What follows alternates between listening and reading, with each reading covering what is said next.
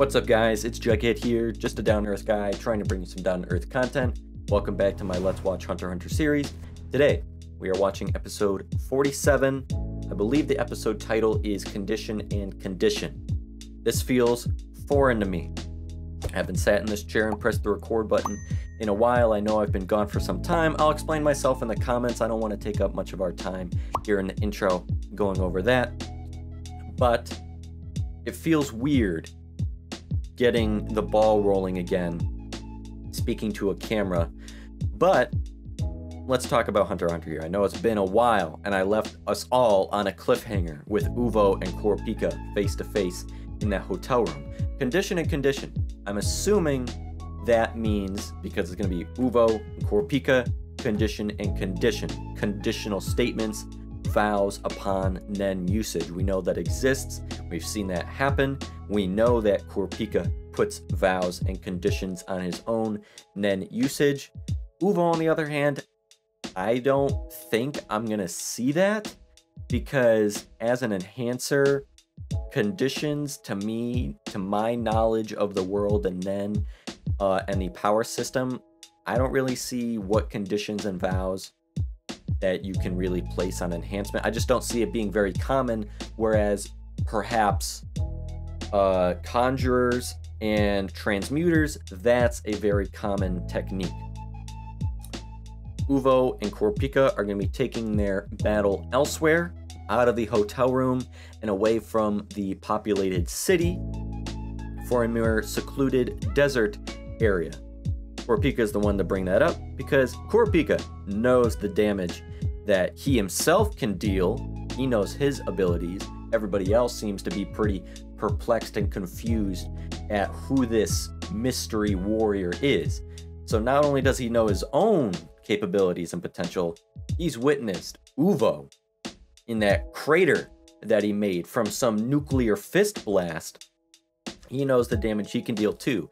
And while Kurapika may have the thoughts of other human beings around and the lives he wants to protect around him, that might be in his mind, he sure as hell knows Uvo could care less about the number of people he might kill in the aftermath of battling Kurapika. So let's take this to a desert, secluded area.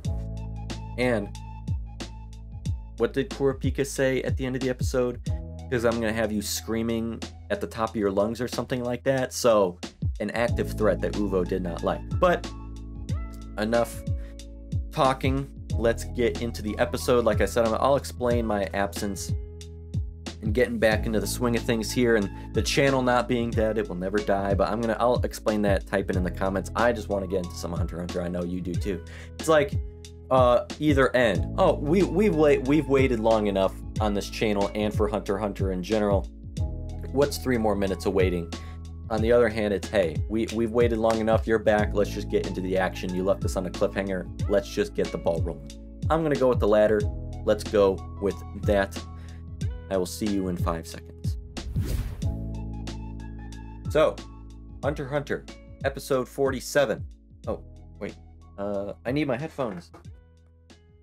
See, it's a foreign environment and experience right now. I feel like I'm not, like, you know, when you get out of the swing of things, you gotta get back into the groove. I just forgot that I need to wear headphones or I'm not going to hear anything. But Hunter x Hunter episode 47, Condition and Condition. Before we get started, hit that like button to support the series now that I'm back. If you enjoy it, and subscribe to the channel if you haven't already. Join us on this journey here again together. With that out of the way, in 3, 2, 1. I'm at 1minute 48 seconds for the people that like to watch with me.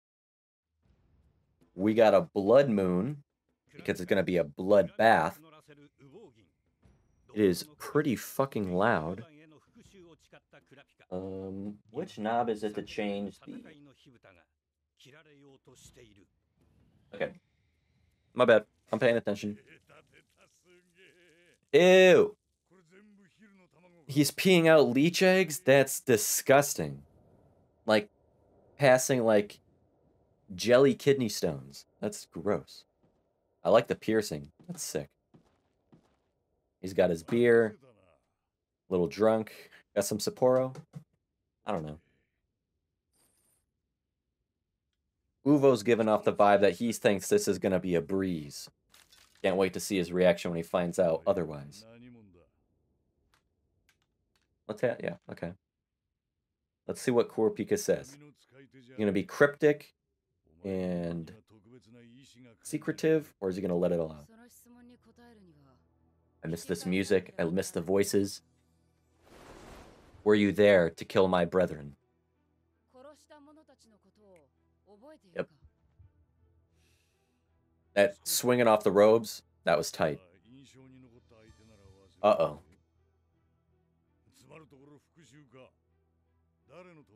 Who did I kill that was so close to you? Does he remember? Oh! Ooh. That's sick. That's gonna be my thumbnail.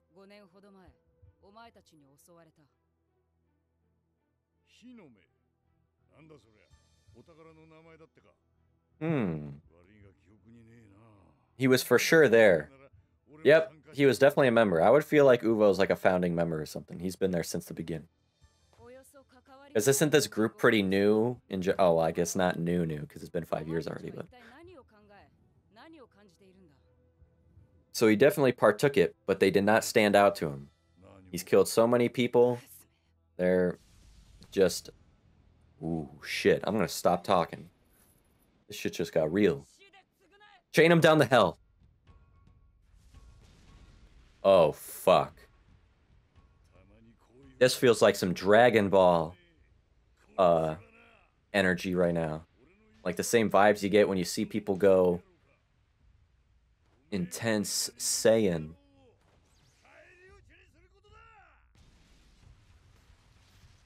Holy shit. I feel bad. I left you guys on this cliffhanger waiting for me to get to this. I feel bad.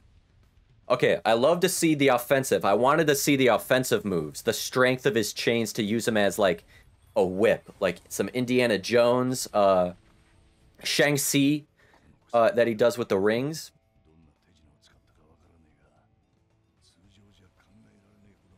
Yeah. They are just normal chains, but like I said, does he shroud them in Nen enhancement to make them stronger?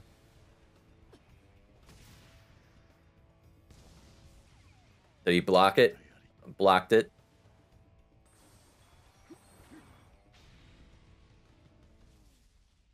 That had to take an immense amount of strength. He can take a punch. Yep. Guitar solo in the background. That is sick. That was a sick shot. Yeah, he didn't just survive and was able to attack you. He came out unscathed. Yeah, he has that much Nen in his change, but he has enough left over to still protect himself.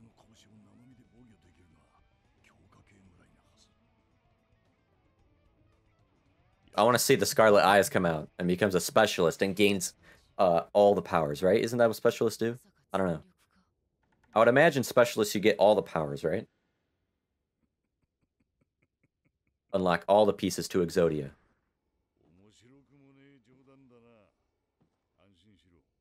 Let me go back. I want to hear that again. Oh, yeah. Is that the best you got? Okay. I was going through all these thoughts in my mind that I wasn't interpreting the subtitles.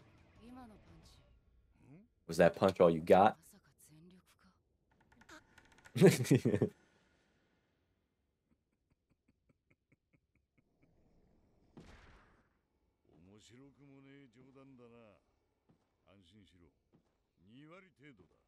He just reminds me of Goku in that red shroud when he I forget what the ability is that he uses.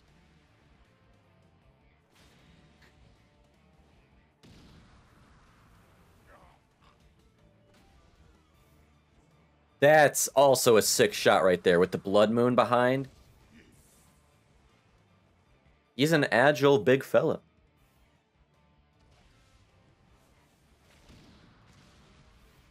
Damn. I love seeing that he's still using his mixed martial arts training and his hand-to-hand combat and not just relying on the chains, because we knew he had that skills before Nen. Like to see that he's using that too. Very versatile. As opposed to like Uvo, who can only utilize that. He has no other tools as an expense.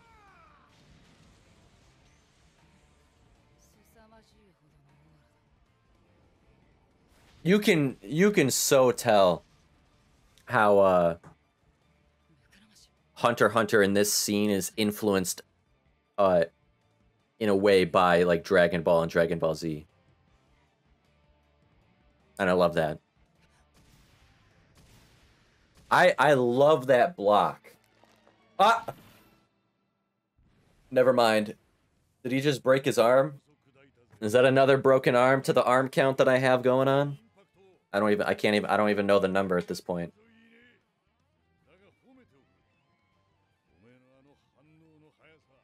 Yeah, Spidey senses.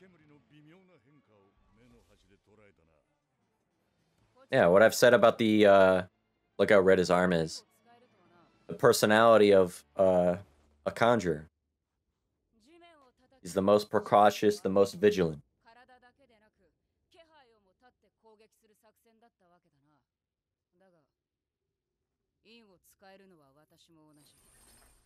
Ooh! Chain him down to hell. He concealed the chains! Yeah, he's using Gyo, which means that we can see it now.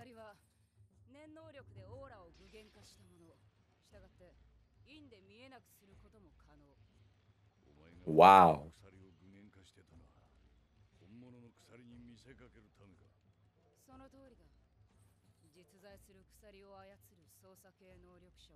Wow. Genius.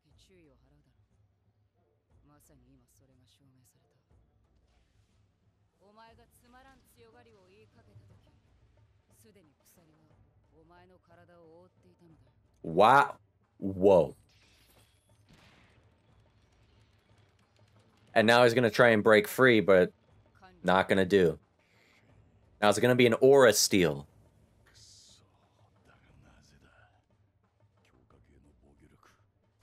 He has the best of both worlds.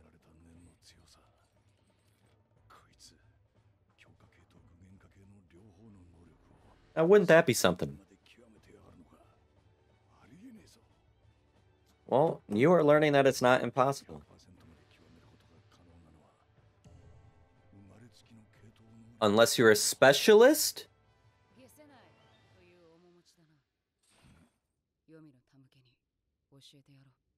Oh, before sending you to the other side. That was a hard line. Let's see those scarlet eyes. You were like, scarlet eyes, what are those? Well, now you fucking know. Oh, he had to see him to believe, or to remember. Jog that memory. There were a bunch.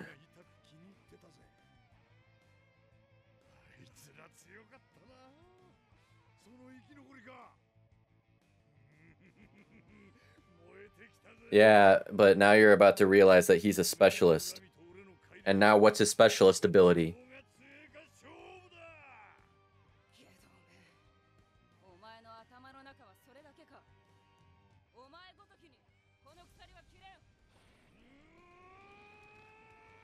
Not gonna happen, dude.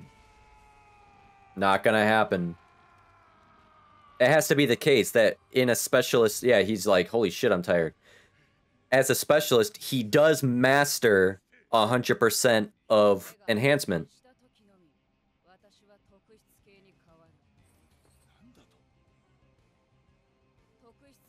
When I'm a specialist, I wield full control over every category. And this is my power. What is it? Emperor Time sounds fucking sick. Is that his specific ability? That as Emperor Time, he gains 100% of each thing? Or I thought every specialist gets that. Flashback. Because there's evil running loose that needs to be chained down the hell. I'm good with the quotes.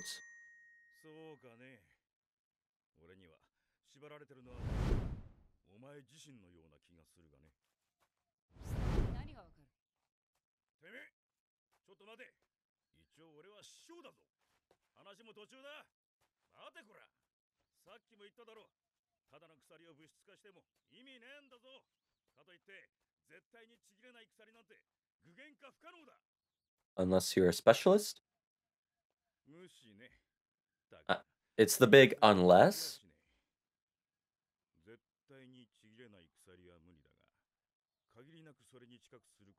Yeah, I was gonna say you can reach the limit, kind of like traveling close to the speed of light, even though you can never travel at the speed of light, but you can come very close.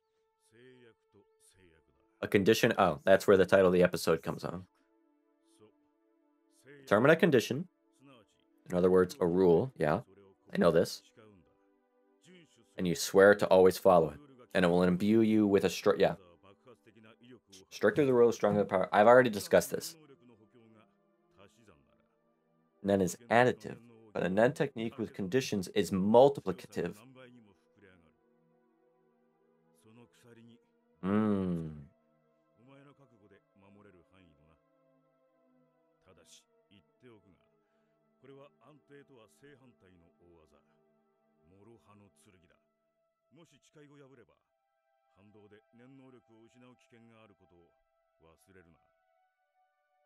Spider. Symbolic.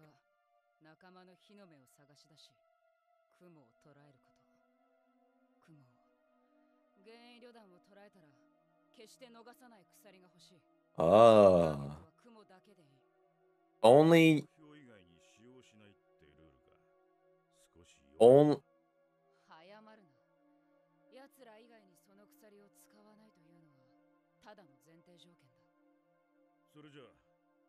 If you ever use them on anybody else, you'll die.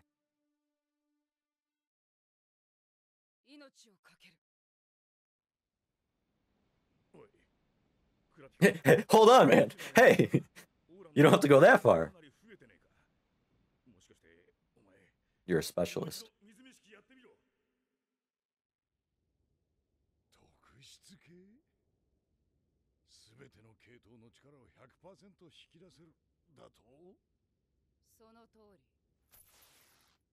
Enhancement, heal. Whoa. Healing chain. What did I fucking say? So it's called the Holy Chain. Healing chain. I have the same look on my face as him.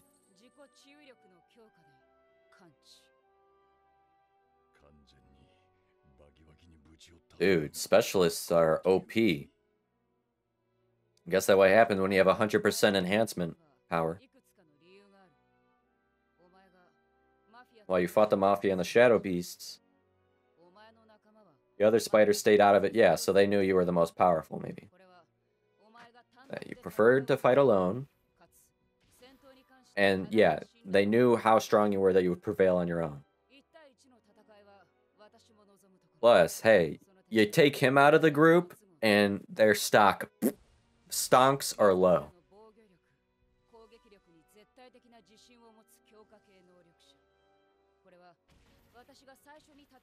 Yeah, you met every condition. Yeah, there's no other better way to stress test your Nen. Yeah, if it works on him, safe to say it's going to work on everybody else.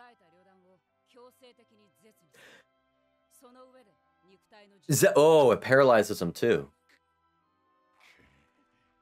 So he is under Zetsu, meaning his aura is trapped. I almost don't even want to get excited because fuck everybody who thinks that I'm faking this entire thing. And I've pre-watched. Okay then. Not gonna let that ruin my mood here.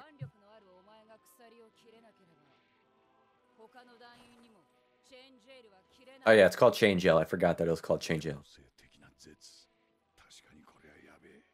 Yeah, you know you're fucked. Without it, you're nothing. Like Spider-Man when he lost his powers.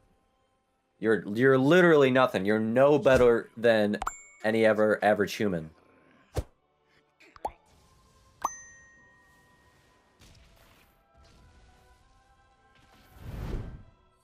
Ow.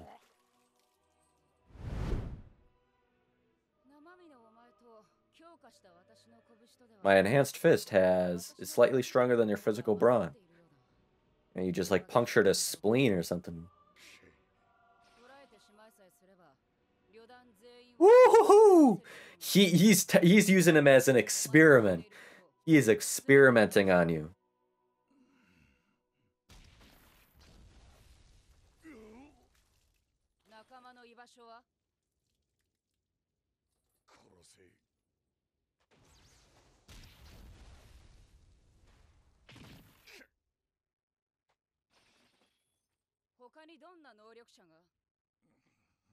Kill me. Yep, he's gonna kill him.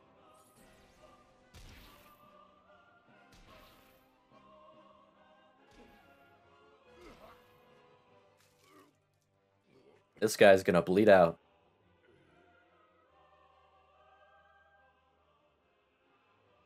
Damn. There's so many sick frames that you could just pause the show on and it's just like so powerful.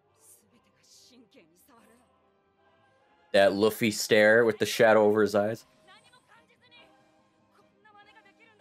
Yeah, I get more and more angry. The scarlet of your eyes matching the blood of the moon. Uh-oh. Is that going to be the chain he has on his own heart? Right?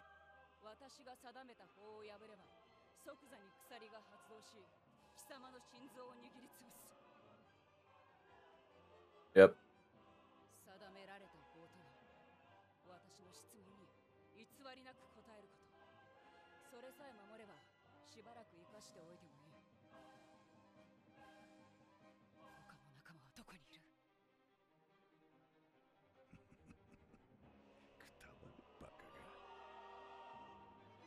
What are you doing? Or just let your... Oh, yep, he refused, so he died. Effectively killing himself. Not giving Kurapika the satisfaction to kill him. Himself. In a way.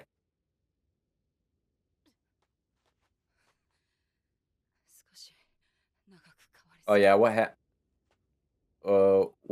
There has to be consequences, right? Like... He's just like in a daze. It's like Kakashi when he uses his Sharingan. That if he uses this for too prolonged a time, it just like takes it all out of him. And I feel like that's the same thing here.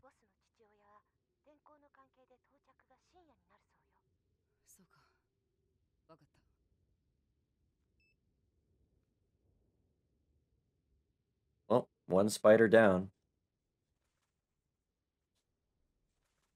And going through the honor of burying your foe and not just leaving them out to rot. But he's fucking dead. He got bested. This really shows how powerful Kurapika is. And for Uvo's last thoughts to be that all of my fellow spiders are fucked.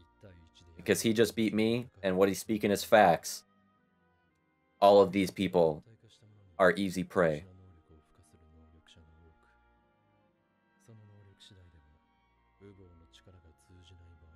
And now they're all learning that Uvo's done. Uvo's dead.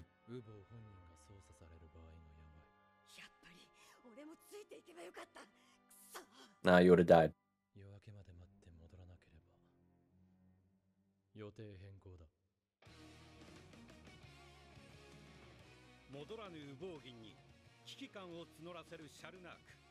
Yep.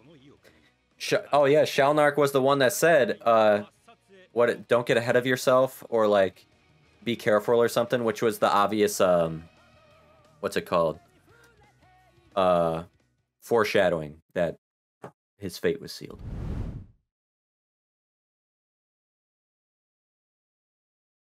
So, let's discuss. Let me begin by apologizing for making you wait this long for this episode. I left not just myself on a huge cliffhanger, taking a break after episode 46, but damn, it had to be even worse for y'all because you knew what was in store next, and you didn't know when I'd be back and uploading again, when this very video would drop. You didn't know. I knew when I was going to come back, and when I watched the episode, I was like, oh shit. I should have taken my break after this episode, not before. I need to get these notes done, written quick for this discussion, and get this video edited fast. Let's not delay any further. So, here we are right now. A lot to discuss. So much happened in this episode.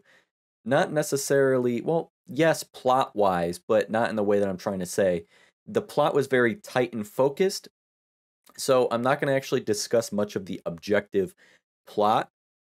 I want to explore more of the heavy exposition surrounding this episode and the subjective ideas and feelings I have instead. That, I think, makes for a much more interesting conversation, not just in this monologue here I'm about to do for the next half hour, 45 minutes or so, who knows, but in the comments, reading your takes as well and going back and forth with all of our thoughts together. I obviously have to comment on the animation, as this episode clearly stands out from the rest among the few others for its animation quality. It felt so much like Heaven's Arena. I researched and read actually that the same director and animation director who worked on the Gon versus Hisoka fight worked together on this episode as well, and it's just very apparent in a good way, of course. I don't have many anime in my watched catalog. It's growing. Like, I watched all of Dragon Ball in like 2 months. I'm like 100, 110 or so episodes through Dragon Ball Z, I think, which I've taken a break on and plan on uploading to Patreon. I'm 90 episodes or so into Naruto. I loved Samurai Champloo. Trigun is one of my favorite stories ever. I'm gonna pick up Mob Psycho and Mob Psycho and Jujutsu Kaisen again soon. I'm binge watching the hell out of Initial D right now, and I love it. Being a car guy myself, watching Psycho Pass as well in my free time on my own. I've probably only watched 1% of One Piece thus far. Saying that has a purpose. Here's a really big thing about Hunter x Hunter.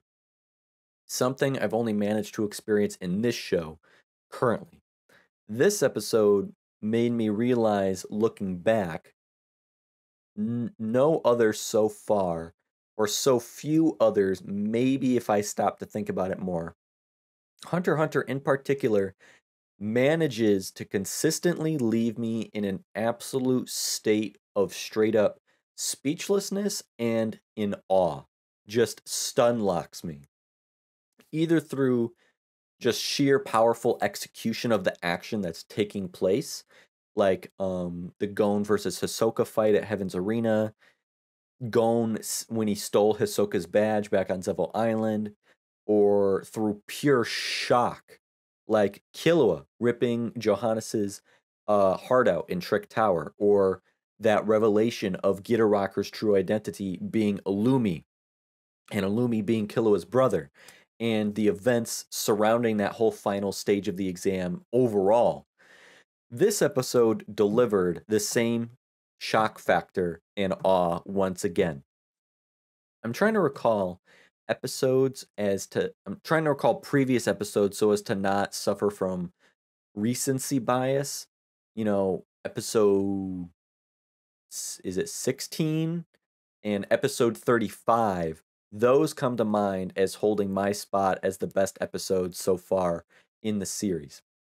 And I don't know, I might want to call this the new best episode I've seen so far, and maybe if not the best episode, then definitely maybe the single biggest holy fuck episode so far. I think that might take the cake for that title so far across 47 episodes. This truly was a battle of mutual vengeance, irresolvable but through victory. I remember a handful of episodes ago, for what seems like ages, when we first sat with Mizukin and Kurapika, and I didn't fully understand what was meant by the statement, "It seems like you're only chaining yourself." At the time, I wished Mizukin expanded on that more because I didn't really know what he meant by that. This episode, in a way, seemed to provide me that explanation, or better yet, present it to me. Not in words exactly, but I could see it and I could feel it. We received those flashbacks, and that idea stayed circling around in my head as I watched Kurapika. I don't really know how to explain it well in words, but what I watched did seem to feel like I was watching Kurapika chain himself down, spiritually, emotionally, existentially, while he physically chained down others. Chaining himself as in restricting and forcing himself down this road, chaining himself, thereby making him a slave to his own vengeance, a puppeteer pulling his strings that are the chains, almost like what he's doing isn't what he wants necessarily, but what he feels like he has to do or has no control over. Almost like predestined from the beginning. Do you kinda understand where I'm coming from symbolically with that? I no longer see Mizukin's statement as a comment towards anything physical or concrete, but more a philosophical abstract to break down. And there's a reason we received those flashbacks here and received them in full this time, witnessing additional pieces to the story we didn't see originally when we first saw a couple of those flashbacks. And I think you really have to take the hunter mentors like Wing and Mizukin more seriously after watching this episode and what they represent as not only masters and teachers, but even as father figures. Even I think this episode reveals the absence or lack of guidance and mentorship Kurapika allowed himself and the consequences of that. We, Gon, and Killua spent a good healthy amount of time with Wing. He served not only as their mentors and their teachers, but you got the sense Gon viewed him as somewhat of a subtle father figure, since he has never known a father son bond before. And in a way, for Killua too, they were experiencing such things for the first time. We've only managed to catch glimpses of Mizukin in momentary scattered flashbacks. This dark path Kurapika has taken is probably an indicator as to how important it is to have guidance and have a teacher to learn from during what is a turbulent time as you're discovering your new powers and your new abilities and your potential and really who you are, because this is a new identity of yours. It's almost like you're reborn. Kurapika refused such guidance, refused that mentorship, and even just a companionship. And I feel like that has a part to play in the person he is becoming, or frankly, is now. And with that, I do believe after all of this, Kurapika maybe taking the spot from Hisoka or even Killua as the scariest character in this world right now. It was super cool and engaging to see two different types of revenge in front of you, driving these two different people. Uvogin, his vendetta grudge against Kurapika, is more simply derived by his motivated need to recover from his earlier, no, to recover from and compensate for his earlier humiliation, in part mostly just by his own brand of thrill seeking violence. While Kurapika, well, we know what he wants revenge for already. And we've spoken at length in numerous past episodes, psychoanalyzing and breaking down Kurapika and his own journey, his own struggles. It's just kind of interesting how this episode switched out for a new lens on the camera to see things in new detail. For example, Surely, no one would deny Kurapika's right to anger and hate. There's little to nothing more personal than having your whole family, let alone your entire race, entire clan, entire people, not just taken away from you, but murdered, wiped out, leaving yourself the only survivor to carry on alone, uncertain who to be, uncertain where to go, uncertain what to do next. Here's where that different lens comes into play. Because of that personal tragic experience, Kurapika cannot possibly imagine killing innocents and feeling nothing after such a horrifying act. Yet, that same tragedy has made him more than capable of pursuing revenge and killing an already defeated, helpless opponent he's laid to absolute submission just for desire's sake, for bloodlust's sake, for his revenge's sake. This new lens that we're looking through lets you see a different perspective that leads you to then ask, it made me ask myself, what's actually worse? To kill and feel nothing at all, or to know killing is horribly wrong and still do it anyways. Remember how I described the imperativeness for a mentor to give these powerful but young new Nen users and hunters a form of guidance and wisdom. That sentiment, tied with the visual imagery of Kurapika in his scarlet eyed state, outer destruction, inner struggle. Maybe I'm not the only one who felt heavily reminded of Anakin from Revenge of the Sith, Star Wars, when he fell to the dark side. His master, his mentor, brother, who wasn't there when he needed guidance or help or support most, his path to the dark side, his pursuit for revenge and fulfilling his misguided desires. What Yoda said to Anakin before, fear is the path to the dark side. Fear leads to anger. Anger leads to hate. Hate leads to suffering.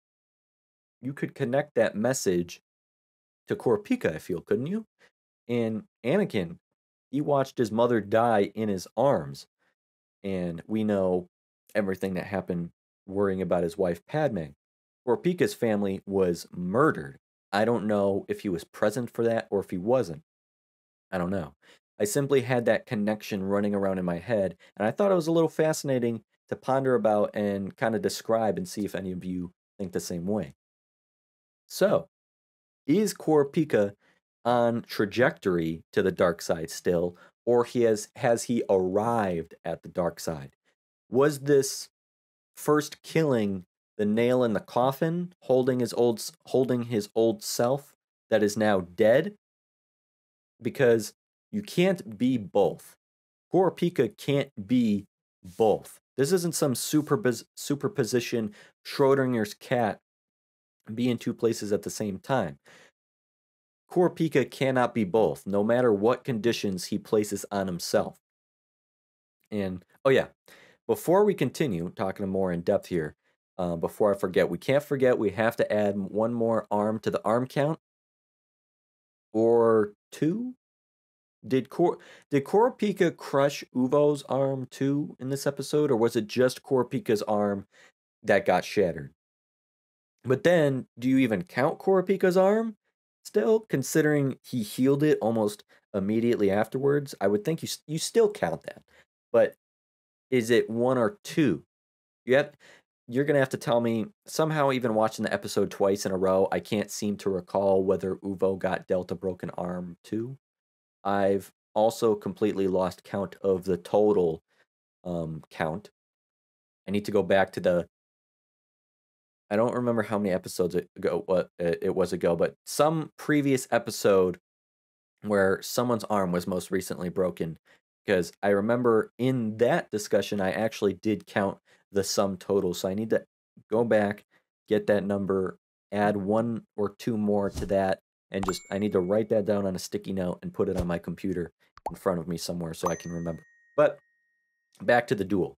I mentioned already how engaging it was to witness two sides of revenge simultaneously. To go even further into that, I also love how we got transported between two perspectives and thought processes. Remember how I always talk about how much I love experiencing much of the world and the events taking place through the eyes and the ears of Gon, our main character, existing in his mind. Occasionally, jumping to Killua or somebody else for a moment or two. And I love how, for the first good chunk of minutes, we were in Uvo's head during the fight, listening to his inner monologue and mental assessments in real time to Korpika's combat style, hearing his confidence, to relay that and compare and contrast between both people. And it, you slowly hear that confidence wither away over the seconds, going back to confusion and panic. It did a great job in pacing that whole episode, which leads me to add that the pacing was perfect this episode. Better yet, just the whole experience surrounding the discovery of Korpika's power and abilities was just expert. I said this discussion was going to be mostly about the exposition, and what I mean, and a big part of the exposition, the pacing of the exposition was perfect. And I just thought it was so badass seeing Uvo shrouded in this exploding, radiating red Nen energy while Kurapika was in the white. I couldn't think of it during the reaction. Remember, I was saying it reminded me exactly of Goku from Dragon Ball Z when he would use that technique that he learned from King Kai, but I couldn't remember the name. And now I do. It reminded me exactly of when Goku would use his Kaioken technique. That's what it is. I can't help but think that this has to be some sort of reference or little nod to from Tagashi to Toriyama. But oh, by God, what a genius level strategist Kurapika is. My Nen type personality assessment, it keeps getting reinforced. It's really useful for me at least. Kurapika is a military commander, master strategist, Sun Tzu, Art of War, Miyamoto, Musashi, Book of the Five Rings, 200 IQ level brain. Can you get okay? Can you guys help me understand this better so I don't have an ounce of uncertainty or confusion here? Kurapika purposely keeps his chains on his hand constantly visible and apparent so as to cleverly deceive anyone by causing them to wrongfully assume he's a manipulator who controls a set of real chains via manipulation. He tricked both Tachino and Uvo, and probably some of the other troop as well, I think, right? Or maybe in passing conversation, I don't remember other people being fooled too. But when in actuality, he is instead okay. This is where I'm confused. In actuality, he is instead always conjuring them to be visible, or he actually has two sets of chains. The chains on his hand that appear like jewelry are real normal chains. And like I said, more so like just jewelry. While he then conjures the other chains we know separately from this. And because they are conjured chains, separate from what enemies see, he can conceal them within and uses them how he sees fit, while his enemies are none the wiser to think to use Gyo because they assume there's nothing to see here, nothing's going on because they can see his chains on his hand not being manipulated until it's too late and the trap is sprung and his enemy realizes he's not a manipulator, he's a conjurer, and they got duped. Am I understanding that correctly? Or what am I understanding correctly? What am I understanding incorrectly? Because that's crucial, of course, to understanding how the duel pans out, and of course, to understanding Kurapika. So if I could just get some help on that, thank you very much. just you know, if I'm even though I'm extra in depth and I'm super invested and enthusiastic and passionate and just really try really hard, dedicated and disciplined, and just every other adjective you could think of, I just want to make sure I get everything. If I can't do it myself, I ask for help. And I don't look up anything. So if after like 2 to 3 times watching the episode, I'm not entirely confident still somehow, I hope I got you as backup, my fact checkers. And then also help me here too. We're going into Kurapika here. So I've tried my best to pay attention to his fingers and his hand, keeping track of his abilities and how they work. He does indeed conjure a healing chain, as I suspected one as logical and tactical as Kurapika would make sure to include in his arsenal. That's either on his thumb or his first finger. I don't know which, but one of those, right? This proves his ability to harness enhancement, and I presume he can use his healing chain whenever he likes, though when he's not a specialist, utilizing the benefits of Emperor Time, he obviously won't be operating at 100%. So I doubt he could heal something like a compound fractured arm in mere seconds. Instead, it would be more like cuts and other flesh wounds.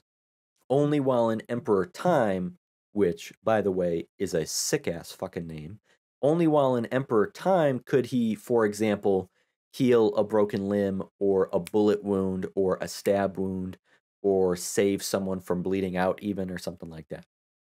Uvo himself made a big deal out of the fact a conjurer could master enhancement, even if he was a specialist. So it has to be an extremely powerful and complicated ability, right? This creates two questions in my mind.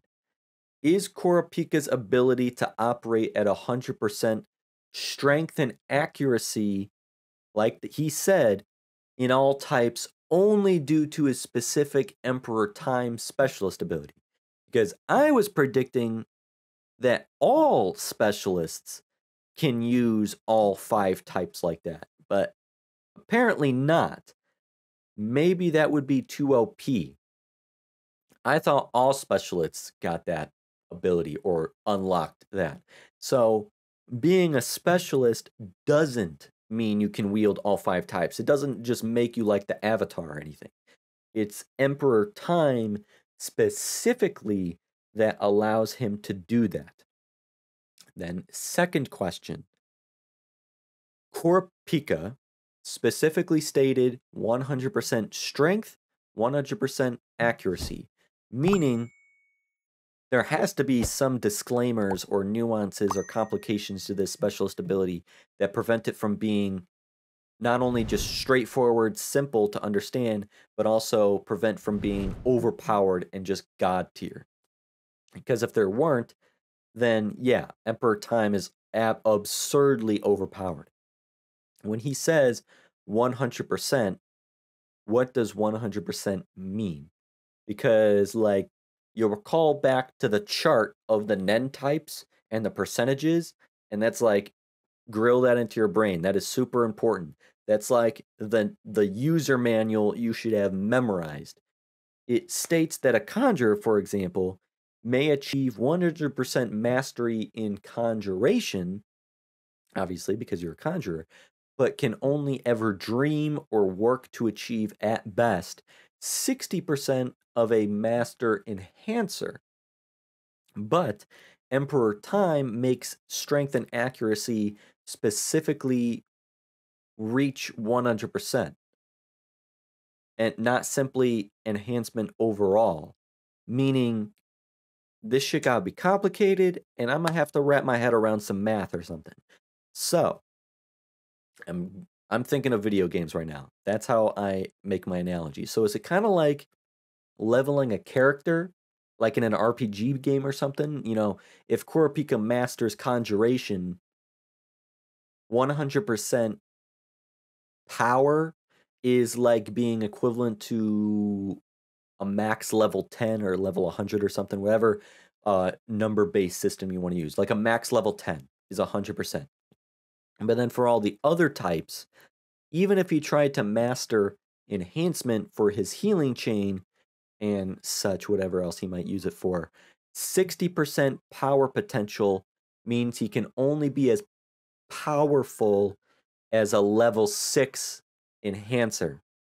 Meaning, if Gon is a level 6 and Gon is an enhancer, Kurapika could match him, but Gon has a higher enhancement ceiling to reach. While Kurapika, no matter what, he's already hit his ceiling, right?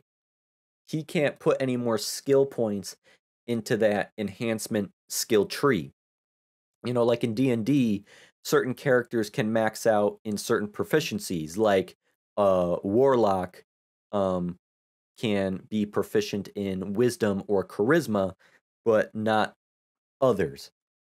And just like in an RPG game, you know, if you're an armor class, you can put a few points into agility here and there, but that's about it. You know, if I understand this correctly, if any of you played like Destiny or Destiny 2 or anything like that, other RPG games, that's what I'm thinking of. So when Emperor Time gets triggered, does Kurapika achieve level 10 100% conjuration with max 100% strength and accuracy? So pretty much saying 100% power, 100% fidelity in conjuration. But enhancement, he may gain 100% accuracy and 100% strength, but only still as a level 6, 60% enhancer, right? So he's only 100% of 60%. He's the best, strongest, most accurate a level 6 enhancer can be, but still only a level 6. 60% overall power, but 100% fidelity. Do I got that right? In order to balance Kurapika out and not be the most overpowered guy in the show, which is another round of applause to Togashi for himself being the genius with the best power system in anime, thought everything through. Just, I want to make sure to ask, just let me know if I'm getting any of that or all of that right or wrong. And, okay, break time. I'm going to need to cut this because I need water.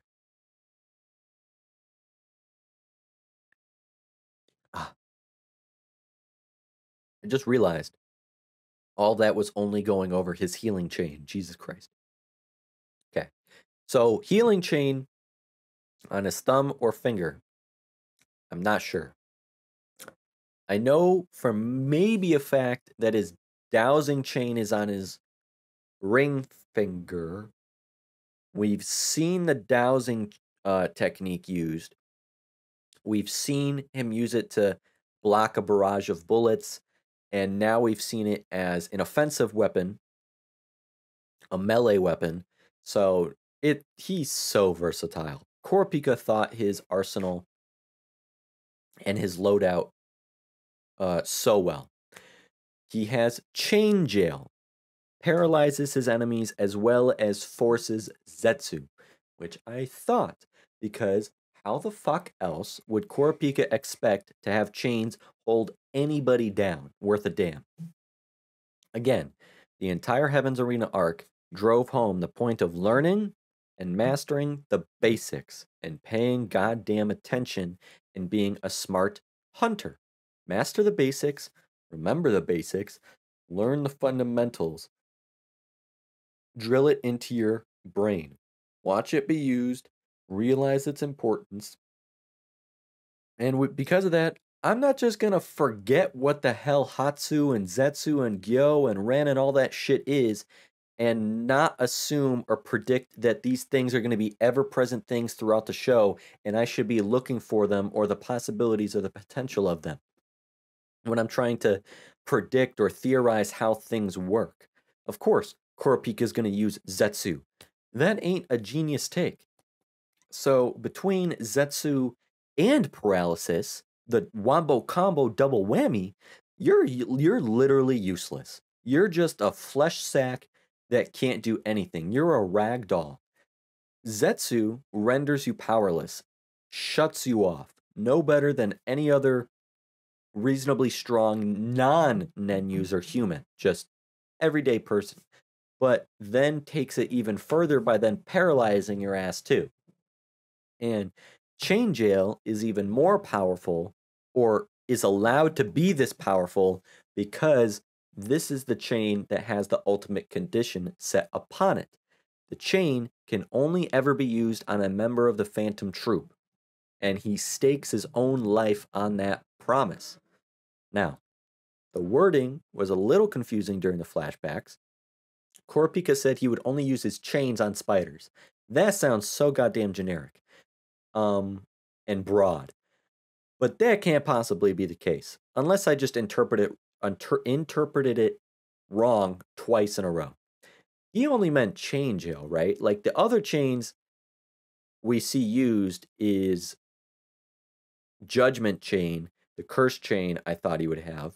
That has to be on his pinky because all the other fingers are taken up. Or wait, no, there's one more chain left, right? There's 5 chains, 5 for each, 1 for each finger, but I only listed 4. So we've yet to see another one, right? Yeah, right? I don't know. So what would be the other? I don't know. He has the judgment chain. Can he use that freely? This isn't bound by the same condition, right? Or can he only use it on the Phantom Troop? Oh, wait, no. Because he used it on himself. We saw the chain wrapped around his own heart, so that must be the judgment chain on himself, right? And he can only use this... Wait, can he only use this chain during Emperor Time? Since he said he uses a mission to propel the chain forward to puncture his enemy, and he can only really use a mission effectively in his specialist state because it's completely on the opposite side of Conjurer. So what would he have? 40%, right? I think. Yeah. And I feel like I'm 95% the way. I'm 95% the way there to understanding it fully.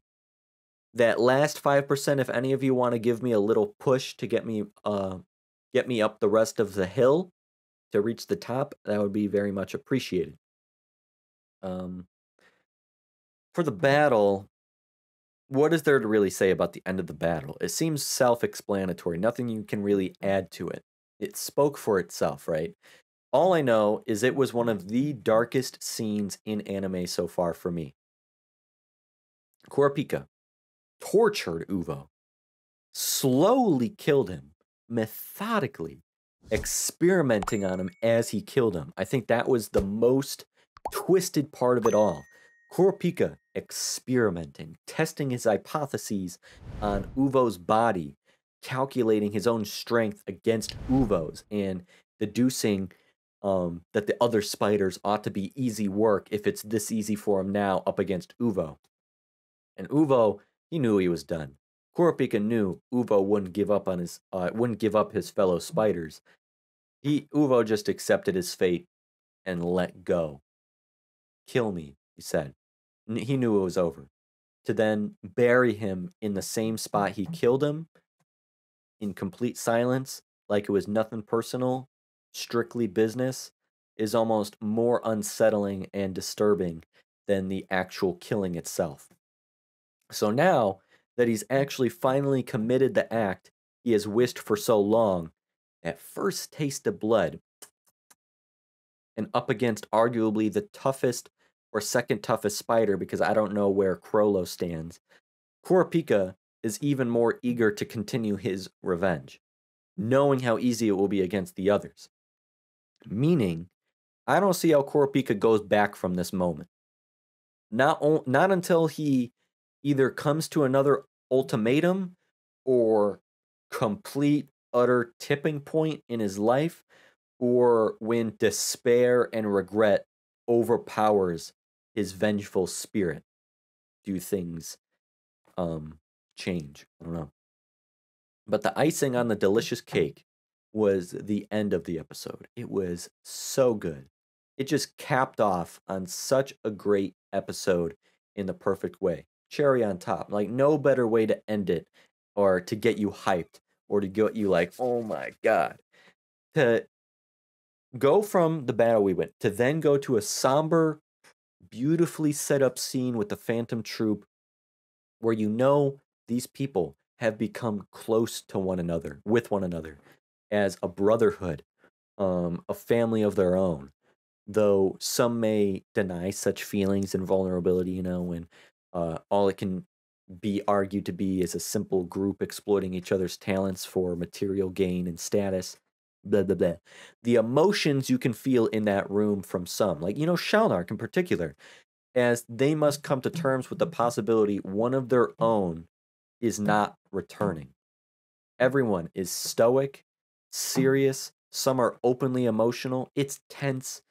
The outro music starts to play while you see Hisoka secretly trying to hide a smirky smile as he knows his new partner, Kurapika, has done the deed and kicked things off. He knows what's happened and he can't help but try and hide the smile. Externally fitting in with the mood of the group, internally excited. And that's the whole thing. The tone of this episode was something else entirely. Like, literally something not yet felt until now. His eyes flood a deeper and deeper scarlet red, his robes collecting more bloodstains with every punch. This event, what he is going through and experiencing here, will clearly threaten to haunt his ass and haunt his mind and his soul. Remember, he even said to Uvo, "This makes me sick. The sensation left on my hand, the grating sound of each strike, the smell of blood. It throws my senses into disarray. How can you do these things, yet feel and think nothing at all?" Uvo feels nothing, but it seems Kurapika feels too much. When Uvo died, Kurapika, like, stumbled away from his body, worried that he exerted himself too far. I think that's going to be a consequence or downside to Emperor Time too. Like I said, kind of like a Kakashi when he uses the Sharingan for too long. Not even thinking of what he had just done, instead trying to return from this heightened state back to whatever anyone can even call normalcy at this point, or a base set, which we see him do by calling Melody to try and get back on track here and act normal, act like he's got it all together. Like I said earlier, it was quite chilling. Really makes you think. More so, really makes you feel for Kurapika and his past and his life experiences thus far, you know? If all this really was destined or fully fated those 5 years ago when tragedy struck him, if all this is what he really wanted, regardless, not like the road can be just easily repaved, I don't think. The course has been set. I feel Kurapika's white robes are now stained with the blood of his enemy to atone for the blood of his kin, spilled in slaughter. Thoughtless murder from the troop is met with the most thought-filled, almost surgical killing in return. I think with that, I'm going to end today's discussion here. I am happy to be back. If you had a good time and made it to the end, hit that like button to support the series and subscribe to the channel if you haven't already to stay in the loop on our journey here together. Keep the conversation going down in the comments so we can all connect and engage with one another even more. Follow me on Instagram where I share my photography and more of my personal life. I'd love to grow that passion as well and engage with you over there too. Don't forget, First Class members receive early access and exclusive Let's Watch content over on my Patreon. Having said all that, and with that said, so long, farewell, until next time, thank you, stay cool, be yourself, and I hope you have a good one.